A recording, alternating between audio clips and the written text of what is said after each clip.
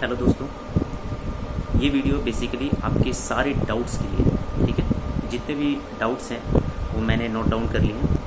तो मैं कोई भर्ती बोर्ड का वो मेंबर नहीं हूँ। ठीक है, मैं भी एक स्टूडेंट हूँ और मैं जितने भी डाउट्स आपके मन में चलते हैं या हमारे मन में चलते हैं वो सारे मैं इस वीडियो में डिस्कस कर रहा हूँ। अगर कोई आपको लगता है कि कोई डाउट्स या फिर कोई जो हमारा रिप्लाई है वो आप सेटिस्फाइड नहीं है तो आप कमेंट बॉक्स में कमेंट कर दें।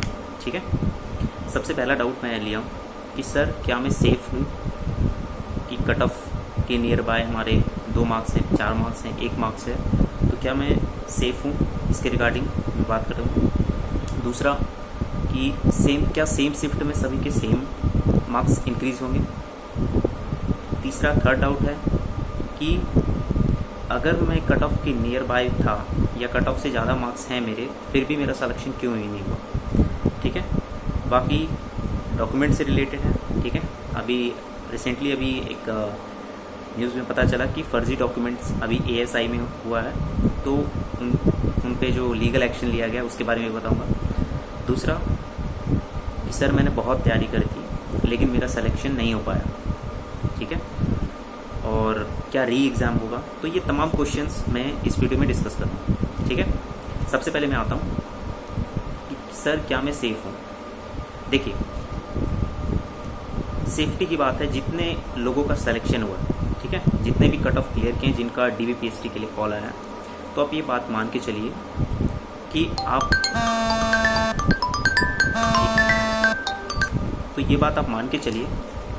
आप इसके लिए एलिजिबल थे। ठीक है, आपने लाखों स्टूडेंट को पीछे करके अपने मेरिट में नाम दर्ज किए, तो ये वाकई काबिल तारीफ़ है। ठीक है, तो आप अपने आप को कम मत समझिए। ठीक है, कट ऑफ आई गई है, इसके बाद भी आपके लिस्ट में नाम है, तो जेन्युइन स्टूडेंट होंगे आप और वाकई मेहनत की होंगे। ठीक है, बाकी मैं बता देता हूँ सेफ़ की। देखिए, सेफ़ कोई नहीं कह सकता कि आप सेफ़ हो या हम सेफ़ हैं या इतने क्वेश्चंस पे सेफ़ हो। ठीक है, लेकिन मैं आपको एक बात बता देता हूँ कि ये जो कट ऑफ गई है इससे बहुत ज़्यादा इंक्रीज़ आपको देखने को नहीं मिलेंगे। ठीक है, पहली बात। दूसरी बात, काफ़ी स्टूडेंट इसमें ऐसे थे जो CGL हो, CHSL हो, यानी SSC की तैयारी कर रहे थे, कुछ PCS की तैयारी कर रहे थे, कुछ अदर एग्ज़ाम की तैयारी कर रहे थे, वो भी। इवन कि आप ये देखिए कि ASI में सेलेक्ट होंगे, है ना, वो भी स्टूडेंट इसमें आएंगे। तो बहुत तमाम एग्ज़ाम थे जिनकी वजह से क्या हुआ, कट ऑफ बहुत हाई गई है। अब एक बात समझिए, ये इतनी बड़ी वैकेंसी थी और कोविड-19 के बाद इतनी बड़ी वैकेंसी में सबसे पहला जो लिस्ट निकला है, तो ऑब्वियस सी बात है ये कट ऑफ ज़्यादा जाने ही जाने थी। तो सेफ़ की बात करते हैं, तो मैं आपको इतना बता देता हूँ कि अगर आपका लिस्ट में नाम है तो आप अपना बेस्ट दीजिए। बाकी सेफ्टी और अनसेफ्टी ये बात की बात है। नेक्स्ट हम बात करते हैं कि क्या हर शिफ्ट में सेम मार्क्स इंक्रीज़ हुए। तो देखिए, एक बात एकदम फिक्स है कि आपका जो नॉर्मलाइजेशन हुआ है वो सेक्शनल हुआ है, ये मैं पहले भी बता चुका हूँ। ठीक है, यानी हर सेक्शन में आपका नॉर्मलाइजेशन हुआ है। अब यहाँ भर्ती बोर्ड किस सेक्शन को प्रेफरेंस दी है ये कोई नहीं बता सकता, भर्ती बोर्ड के मेंबर्स ही बता सकते हैं। तो किस सेक्शन में कितना प्रेफरेंस हुआ है, कितने स्टूडेंट ने उस सेक्शन को कितना क्वेश्चन अटैम्प्ट किया है, उसके बेसिस पे नॉर्मलाइजेशन हुआ है। और हालांकि 2017 में भी यही इशू था। ठीक है, कि ओवरऑल नॉर्मलाइजेशन के ऊपर कोई एक्शन नहीं लिया गया, जबकि सेक्शनल नॉर्मलाइजेशन जो हुआ था वो वैलिड माना गया। तो इस बार भी वैसा ही हुआ है। और सेक्शनल नॉर्मलाइजेशन की बात मैं आपको बता दूँ, जैसे कि सपोज़ करिए भर्ती बोर्ड ने क्वांट सेक्शन यानी मैथ सेक्शन को प्रेफरेंस दिया है, तो आप अगर मैथ सेक्शन में जो कट ऑफ तय किया गया होगा उससे ज़्यादा मार्क्स लाए तो आपका इंक्रीज़ होगा ही होगा। ठीक है, और उससे कम लाए तो डिक्रीज़ होगा। मतलब समझिए कि अगर इंक्रीज़ हुआ और ज़्यादा जितना कट ऑफ है, मान लीजिए 40 क्वेश्चन का था और 30 कट ऑफ रखा गया है, तो आप अगर 35 लाते हो तो आपका इंक्रीज़ ज़्यादा होगा। अगर आप 30 लाते हो तो नॉर्मल रहेगा।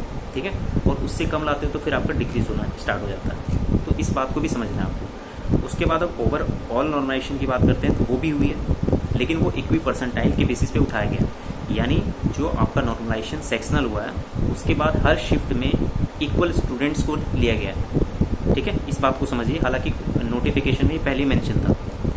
ठीक है, आई होप आप समझ गए होंगे मैं क्या कहना चाह रहा हूँ। नेक्स्ट, कुछ स्टूडेंट ऐसे हैं कि सर मेरा कट ऑफ से ज़्यादा होने पर भी हमारा सिलेक्शन नहीं हुआ। तो ऐसा नहीं है। अगर आप कट ऑफ क्लियर किए हैं, आपको लगता है कि कट ऑफ क्लियर है, तो हो सकता है आपका जो सेक्शनल नॉर्मलाइजेशन हो उसमें पॉइंट्स में स्टूडेंट, मैं कह रहा हूँ ना, कुछ पॉइंट्स की वजह से काफ़ी स्टूडेंट्स जो हैं वो छूट गए, ठीक है। और जो मेरिट भी बनती है वो ऐसा ही बनती है पॉइंट्स में। तो आप इस बात को नहीं निकाल सकते कि पॉइंट 1 मार्क्स, हाफ मार्क्स आपका मैटर नहीं करता, ये काफ़ी मैटर करता है। जब आपका फाइनल मेरिट होता है ना, तो 0.12, 0.03 ऐसे नॉर्मलाइजेशन का जो मार्क्स बनता है वो उसकी वजह से लोग छट भी जाते हैं, ठीक है। तो इस पर कोई वो बड़ी इशू नहीं है। मैंने काफ़ी यूट्यूब में देखे कि स्टूडेंट सर ये कह रहे हैं कि हमने बहुत मेहनत की थी, ऐसा रिजल्ट धांधली हुई है, ये हुई है। बट आप एक बात से बताइए, भर्ती बोर्ड ने जितनी भर्ती निकाली है, आप उसको कैंडिडेट्स उतने मिल जा रहे हैं, ठीक है। जितने कैंडिडेट उसे चाहिए उसे मिल जा रहे इतने कट ऑफ पे, तो वो कट ऑफ कैसे कम कर सकता है? खुद से कैसे कम कर सकता है? आप इस बात को समझिए। कंपटीशन बहुत हाई हो चुका है, इस बात को भी समझना होगा आपको। और इसमें जो कैंडिडेट्स अवेलेबल थे वो काफ़ी ज़्यादा थे और काफ़ी पढ़ने वाले स्टूडेंट थे, क्योंकि रिज़ल्ट बहुत दिनों से पेंडिंग थी।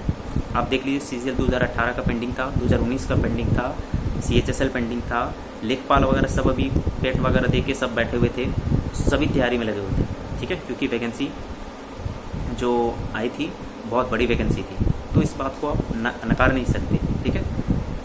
आई होप मैं कुछ गलत नहीं बोल रहा हूँ। दूसरा, फर्जी डॉक्यूमेंट मैं आपको बता दूँ, ये पुलिस का एग्ज़ाम है, आप फर्जी डॉक्यूमेंट इसमें लेके नहीं जा सकते, पहली बात, ठीक है। ये आप एक बात बताइए, आपके साथ कोई क्राइम होता है तो आप सीधा पुलिस पे जाते हो, और आप खुद क्राइम कर रहे हो और वो भी भर्ती होने में, तो आपके साथ तो एक्शन लिया ही जाएगा। तो हाँ, मैं आपसे रिक्वेस्ट करता हूँ कि अगर आपके पास कोई डॉक्यूमेंट्स गलत है या कुछ मिस्टेक हुआ तो उसे एफिडेविट करवा लें, फर्जी डॉक्यूमेंट लेके ना जाए। वरना आप सोचोगे कि आपको सिर्फ बाहर किया जाएगा, ऐसा नहीं है, आपसे लीगल एक्शन लिया जाएगा, ठीक है। क्योंकि ये कोई डिपार्टमेंटल एग्ज़ाम नहीं है, ठीक है, या कोई ऑफिस का एग्ज़ाम, मंत्रालय का एग्ज़ाम नहीं है जो आपको एक बार माफ़ कर दिया जाएगा। पुलिस का है, आप यहाँ पे कोई मिस्टेक नहीं कर सकते, ठीक है। आई होप समझ में आ गया होगा। तो अगर कुछ इश्यू है तो आप कमेंट बॉक्स में कमेंट में पूछ सकते हो, मैं आपका रिप्लाई देने की कोशिश करूँगा। नेक्स्ट, कुछ स्टूडेंट हैं जो थोड़ा सा डिप्रेस्ड हैं कि सर मेरे बहुत ज़्यादा मार्क्स थे, 129, 130 मार्क्स थे, 126 मार्क्स थे, फिर भी हमारा सिलेक्शन नहीं हुआ। तो दोस्त, ऐसा है कि इसमें मैं कुछ नहीं कर सकता या फिर कोई कुछ नहीं कर सकता, ठीक है। क्योंकि नॉर्मलाइजेशन प्रक्रिया कुछ के लिए, कुछ जिनका नॉर्मलाइजेशन में मार्क्स बढ़ता है उनको लगता है अच्छा है, जिनका घटता है वो लगता है बेकार है कि हमने इतना मेहनत की, हम क्या कर सकते थे। तो दोस्त, सिचुएशन जो सिस्टम है उसके अकॉर्डिंग हमें भी चलना पड़ेगा, ठीक है। हम सिस्टम को नहीं बदल सकते, ठीक है। अगर सब ग्रुप में कोई डिस्कशन होता है या इतने दिनों से चला आ रहा है तो उसमें कुछ चेंजेस लाया जा सकता है, लेकिन हम बदल नहीं सकते, ठीक है। तो जो सिस्टम है उसको एक्सेप्ट करना पड़ेगा, ठीक है, और वो वैलिड है, आप उसको गलत नहीं ठहरा सकते, ठीक है। भर्ती बोर्ड में जो मेंबर्स बैठे होते हैं वो ऐसे अरे गरे नहीं बैठे होते हैं, काफ़ी दिनों की उनकी भी एक्सपीरियंस होती है, तो इस बात को भी समझिए, ठीक है। तो अगर नहीं नंबर आया तो कोई बात नहीं, नेक्स्ट एग्ज़ाम की तैयारी को, आपका प्रिपरेशन ख़राब थोड़ी हो गया, आप उसका यूटिलाइजेशन दूसरे चीज़ों में कर सकते हो, ठीक है। हाँ, दुख सभी को होता है, अगर मेरा भी नहीं होता तो मुझे भी दुख होता। मेरा भी 1-2 एग्ज़ाम में नहीं निकला, मुझे पता था कम मार्क्स से नहीं हुआ, ठीक है। तो नेक्स्ट एग्ज़ाम की तैयारी करेंगे, नहीं होगा तो फिर नेक्स्ट एग्ज़ाम की तैयारी करेंगे, ठीक है। अब बात करते हैं री एग्ज़ाम की। तो देखो, री एग्ज़ाम होना अब तो नामुमकिन है, क्योंकि रिज़ल्ट डिक्लेयर हो चुका है, आपके पास कोई एविडेंस नहीं है कि धांधली हुई है, आप कोर्ट में भी केस नहीं कर सकते, स्टे भी नहीं लगवा सकते, ठीक है। तो यही था इस वीडियो में, और मुझे जहाँ तक लगता है कि सारे डाउट्स मैंने क्लियर कर दिए हैं। और मैं एक बार फिर कहता हूँ कि अगर आप सेफ्टी चाहते हो कि इसमें हम सेफ़ हैं या वो है, तो मैं गारंटी नहीं ले रहा, लेकिन मैं आपको एक सजेशन देता हूँ कि अगर आपके कट ऑफ से कम 3 क्वेश्चन ज़्यादा हैं तो आप फाइट कर सकते हो, यानी आप सेफ जोन में हो। लेकिन इसका मतलब ये भी नहीं कि आप 1 मार्क्स ज़्यादा हो, 2 मार्क्स ज़्यादा हो तो बाहर ही हो गए, ऐसा नहीं है। मैं एक सेफ्टी के लिए बता रहा हूँ, ठीक है। मतलब 7 से 8 नंबर या 8 से 10 नंबर के बीच आपका मैक्सिमम ये इंक्रीज़ कर सकता है। बहुत ज़्यादा इंक्रीजमेंट नहीं देखने को मिलता है, क्योंकि कैंडिडेट्स यहाँ से फिज़िकल में ज़्यादा मार्क्स वाले फिज़िकल लगाना थोड़ा मुश्किल होता है, क्योंकि आप ये भी समझिए कि ज़्यादा मार्क्स वाले में वही स्टूडेंट होंगे जो ज़्यादा पढ़ते होंगे, और ज़्यादा पढ़ते होंगे तो आप अंदाज़ा लगा सकते हो कि फिज़िकल में बहुत ज़्यादा ध्यान नहीं देते। हाँ, ऐसा है कि कुछ स्टूडेंट होंगे जो बहुत ध्यान देते होंगे, मैं ये नहीं कह रहा, लेकिन आप इस बात को भी समझिए कि ज़्यादातर स्टूडेंट ऐसे होते हैं जो पढ़ने में काफ़ी अच्छे होते हैं लेकिन फिज़िकल नहीं हो पाता उनका, ठीक है। और काफ़ी स्टूडेंट का इधर उधर सिलेक्शन हो चुका है, ठीक है। 2 सीजीएल एग्ज़ाम इसमें पेंडिंग था, आप समझ सकते हो तो कट ऑफ क्यों नहीं हाई जाए। उसके सारे कैंडिडेट्स निकले, ठीक है, CHSL के निकले होंगे, अभी फिर ASI में जाएंगे तो कट ऑफ पे इम्पैक्ट पड़ेगा, बहुत ज़्यादा आपको इंक्रीज़ देखने को नहीं मिलेगा, ठीक है। और नॉर्मलाइजेशन में एकदम घबराए नहीं, ठीक है। अगर आपका लिस्ट में नाम आया तो आप अपना बेस्ट दो, बाकी ऊपर वाले पे छोड़ दो, ठीक है। तो यही बताना था, और अगर वीडियो अच्छी लगी तो प्लीज़ चैनल सब्सक्राइब कर लेना। तो थैंक यू सो मच।